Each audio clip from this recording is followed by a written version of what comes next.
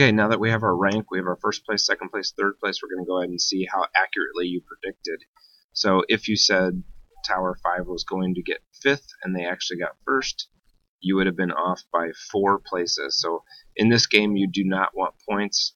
Perfect score would be 0, 0, 0, and so on. But that's just not going to happen in all circumstances. 13 minus 2 would obviously be 11. But we're going to use a formula to speed this up. And so the formula is ABS for absolute value, and you'll see why we're going to do that in a minute. And then we're going to go, equals ABS.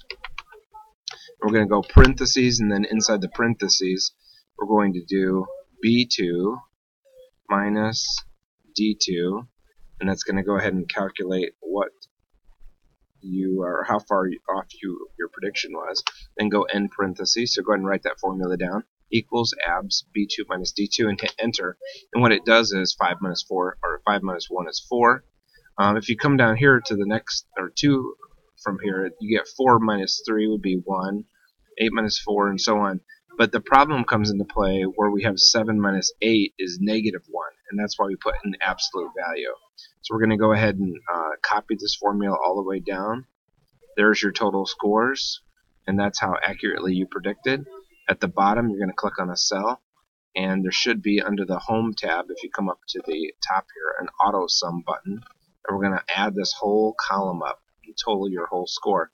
If you notice the formula, it's equal sum of what's in the parentheses. E2 colon E22, or E2 all the way through E22. Hit enter. That's your score. Put your name down here. And then you're going to print it for a grade. So we're going to go File, Print, and you're going to print it to Lab 8. So make sure this says Lab 8 on it. You're going to come on over here and look for that Lab 8. Can't seem to find it. There it is. So Lab 8, make sure it fills the page. You have a score at the bottom, your name at the bottom. Print one copy, and then give it to the teacher or have the teacher collect it.